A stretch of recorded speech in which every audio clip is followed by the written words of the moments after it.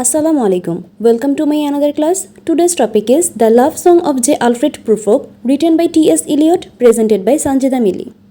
শুরুতেই আমরা T.S.. ইলিয়টের biography সম্পর্কে জানব।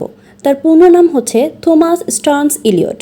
He was born 26 September 1888 USA and died 4th January 1965 in England. He is aged 76. He was the writer of modern period. মূলত তিনি modern পিরিয়ডের লেখক ছিলেন। His occupation, poet, essayist, playwright, publisher and critic, also an editor.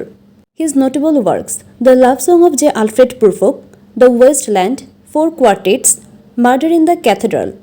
He was awarded the Nobel Prize in Literature in 1948. এবার আমরা পোয়েমটার basic information সম্পর্কে জানব। The Love Song of J.Alfred Prufrock, this poem commonly known as Prufrock. এটার original title হচ্ছে Prufrock Among the Women. T.S. Eliot began writing Prufrock in February 1910 and it was first published in the June 1915 issue of Poetry, a magazine of verse. অর্থাৎ এটা a magazine of verse এটার মাধ্যমে poem হিসেবে প্রকাশিত হয়।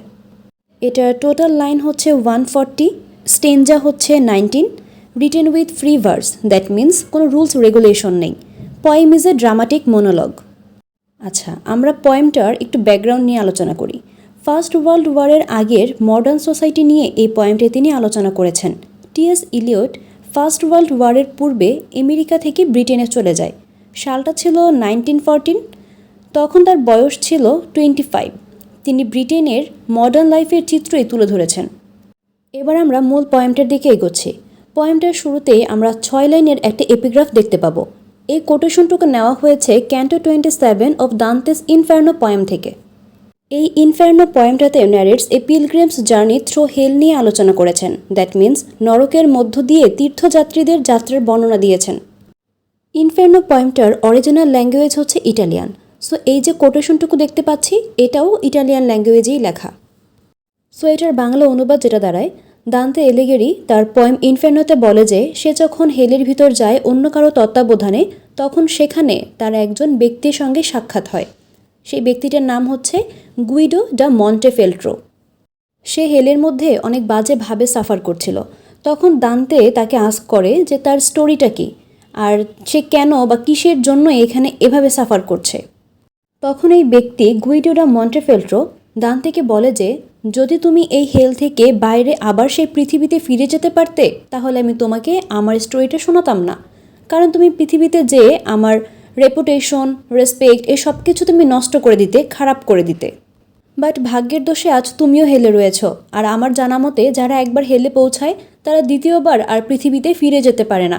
আর সেই কারণেই আমি নির্দ্বিধায় নির্ভয়ে আমার জীবনের যত সিক্রেট, আমার সিন, দ্যাট মিন্স পাপগুলো আমি তোমার সাথে শেয়ার করতে পারি। সো এখন আমাদের মনে প্রশ্ন জাগতে পারে, এই যে টি.এস. ইলিয়ট এপিগ্রাফটুকু নিল, এটার সাথে আমাদের মূল পোয়েমটার কানেক্ট কোথায়? আসলে কানেক্ট হচ্ছে এই যে মানুষের মনের অবচেতনে কিছু কথা বলে ফেলা, কারোর সাথে শেয়ার করা, কিছু গোপন কথা শেয়ার করা, এগুলোই। এই যে একটা হেজিটেশন, বলবো কি বলবো না, মানে এই জিনিসগুলাই পোয়েটের মধ্যেও কাজ করতেছে। সো এটাই আমরা মূল গল্পে দেখতে পাবো। তাহলে এবার আমরা আমাদের পোয়েমটা সম্পর্কে একটু জানি। যে আলফ্রেড প্রুফ্রক তিনি হচ্ছেন একজন এজড পারসন, বয়স্ক একজন ব্যক্তি, এবং এই প্রুফ্রকই হলো এই পোয়েমটার স্পিকার।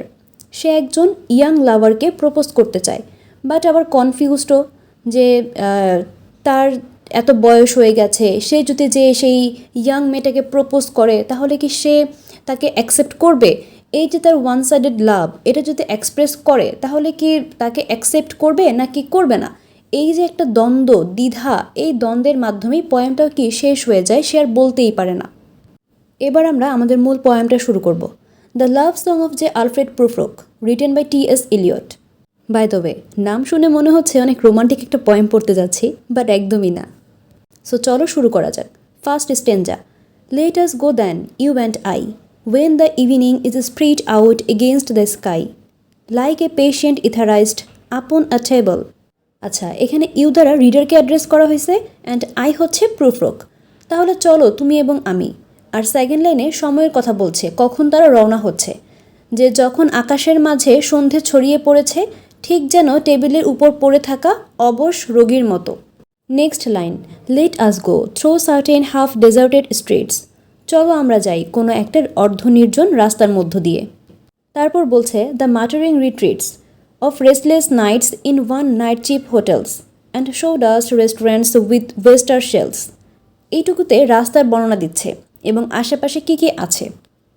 মাটারিং অর্থ হচ্ছে বিড়বিড় করা, রিট্রিটস মানে হচ্ছে প্রস্থান, শো ডাস্ট মিন হচ্ছে কাঠের গুঁড়ো মিনস ধুলাবালি, আর ওয়েস্টার শেলস মানে হচ্ছে ঝিনুকের খোলস।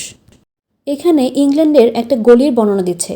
যে গলি দিয়ে তারা যাচ্ছে সেটা অনেক নীরব, জনমানব তেমন নেই। গলির আশেপাশে এমন কিছু হোটেল রয়েছে সেখানে এক রাতে স্টে করা যায়, অর্থাৎ chip hotels.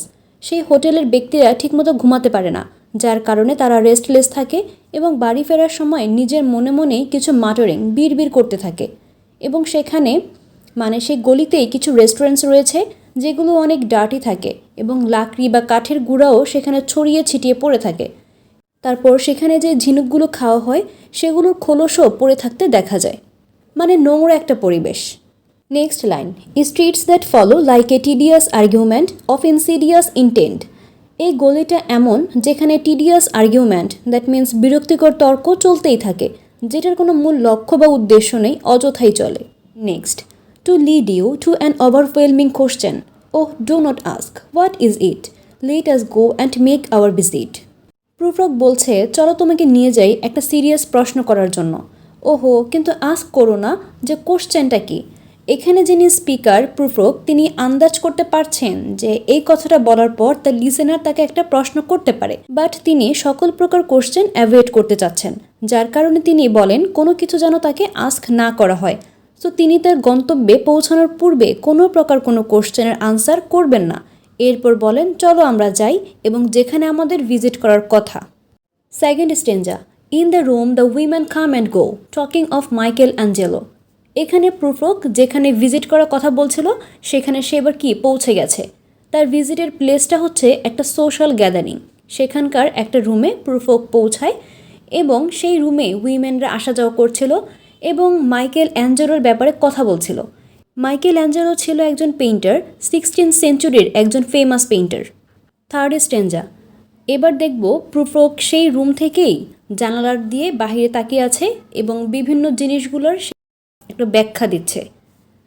First line, the yellow fog that rubs its back upon the window panes, the yellow smoke that rubs its muzzle on the window panes. এখানে ইয়েলো ফগটা হচ্ছে কি একটা বিড়ালের সঙ্গে তুলনা করছে ইয়েলো ফগটাকে। ফার্স্ট লাইনটার অর্থ হচ্ছে যে ইয়েলো ফগ তার পিঠটা জানালার কাচের মধ্যে ঘর্ষণ করছিল। সেকেন্ড লাইনে বলছে যে এই ইয়েলো ফগটা তার মাজেলটাও জানালার কাচের মধ্যে ঘর্ষণ করছে। মাজেল মানে হচ্ছে কি ফেসটা। Next line, licked its tongue into the corners of the evening. ফগটা তার টাং দ্বারা, জিভ দ্বারা সব কিছু লিকড করে নিয়েছে। এই যে ইভিনিংটা তার প্রত্যেকটা কর্নারকে চেটে নিয়েছে, মানে বোঝাই যাচ্ছে যে সন্ধ্যের সময়টা ফুললি কুয়াশা দ্বারা কভার হয়ে গেছে। Lingered upon the pools that stand in drains. এই কুয়াশাটা পুলস এবং ড্রেনের যে পানি সেটার উপরেও দীর্ঘক্ষণ স্থায়ী থাকে। তার পরের line, let fall upon its back the soot that falls from chimneys, slipped by the terrace made a sudden leap and sing that it was a soft October night. Alfred Prufrock সে জানালা দিয়ে বাইরে তাকিয়ে আছে আর দেখছে কিভাবে chimney থেকে কালো ধোঁয়াগুলো নির্গত হচ্ছে এবং কিভাবে সেই ধোঁয়াগুলো যেয়ে কুয়াশার সঙ্গে মিলিত হচ্ছে এবং স্মোকগুলো ট্যারেস দিয়ে মুভ হচ্ছিল আর সেই স্মোকগুলো সাডেনলি লাফ দিল। সো এইসব দেখে বোঝাই যাচ্ছে যে সেটা ছিল কি একটা শান্ত অক্টোবরের রাত। আর রাতের সময় curled once about the house and fell sleep. ফগগুলো শহরের চারিদিকে ঘুরে কোনো বাড়ির প্রান্তে গিয়ে অর্থাৎ হাউসে ফিরে টায়ার্ড থাকে এবং ঘুমিয়ে পড়ে। আর একটা বিড়াল যেভাবে একটু কার্লড হয়ে ঘুমায় ঠিক সেইভাবে শীতের সময় মানুষজন কিন্তু কাঁথা বা কম্বল মুড়ি দিয়ে ঘুমায়। তো সেটাই বলতেছে যে এই ফগগুলো বাসা বাড়িতে যেয়ে তাদের সাথে ঘুমিয়ে পড়ে। তো এখানে থার্ড স্ট্যাঞ্জা শেষ, এবার fourth stanza. And indeed there will be time for the yellow smoke that slides along the street, rubbing its back upon the window panes, there will be time, there will be time. বলছে যে ওই yellow ফকটার কাছে এখনও এত time আছে যে সে ধীরে স্বস্তিরে রাস্তা বা গলির মধ্যে ঘুরতে পারে এবং কোনো ক্যাটের মতো সে তার পিঠকে জানালার সাথে রাবও করতে পারে। সো তার কাছে অনেক সময় পড়ে আছে। Next lines, to prepare a face to meet the faces that you meet, there will be time to murder and create. এখান থেকে প্রুফ্রকের বাহানা শুরু হয়ে গেল। সে বলছে যে নিজেকে তৈরি করার জন্য সেই ফেসটার সাথে মিট করা, দ্যাট মিন্স কি, তার বিলাভড, মিট করা, যার সাথে তুমি মিট করবে, তুমি মিন্স রিডার, তুমি মিট করবে মানে যার সাথে তুমি মিট করবে, এবং আমিও নিজেকে প্রিপেয়ার করছি তার সাথে মিট করার জন্য। এখনও হাতে টাইম আছে, এই টাইমের মধ্যে মার্ডারও করা যাবে কাউকে, আবার কোনো কিছু ক্রিয়েটও করা যাবে। অর্থাৎ তার বিলাভডকে প্রপোজ করার জন্য তেমন কোনো তাড়াহুড়া তার মধ্যে কি এখন আর দেখা যাচ্ছে না। তার কাছে কত টাইম আছে এবার সেগুলো সে এক্সপ্লেন করবে। তারপরের line, and time for all the works and days of hands that lift and drop A question on your plate. এত টাইম আছে যে আমি আমার সকল কাজ এখন স্লোলি করতে পারবো, এবং সকলের মনে যেসব কোশ্চেন রয়েছে প্রুফ্রককে করার মতো, সেগুলো সে ধীরে স্বস্তিরে এখন শুনতেও পারবে এবং সেগুলোর আনসারও করতে পারবে। Next line, time for you and time for me, তোমারও টাইম আছে আমারও টাইম আছে, and time yet for 100 indecisions and for 100 visions and revisions. এবং এত টাইম আছে যে সে 100 সিদ্ধান্তও নিতে পারবে, তাকে তার বিলাভডকে কি আস্ক করা যায় বা না করা যায়, এবং এসব মানে প্রশ্ন চিন্তা করার মতো এবং এগুলো আবার রিভিশন করার মতো তার কাছে 100 টাইম রয়েছে। Before the taking of a toast and tea, এক কাপ চা এবং টোস্ট নেওয়ার পূর্বে। এটার অর্থ হলো তোমার সাথে মিট করার পূর্বে, দ্যাট মিন্স তার বিলাভডের সাথে মিট করার পূর্বে প্রুফ্রকের কাছে এখনও অনেক সময় আছে তার সাথে বসে এক কাপ চা এবং টোস্ট খাওয়ার পূর্বে। Fifth stanza, in the room the women come and go talking of Michelangelo. মানে সেই যে সেকেন্ড স্টেঞ্জা যেটা পড়ে আসছি সেটা আবার এখানে রিপিট হয়েছে।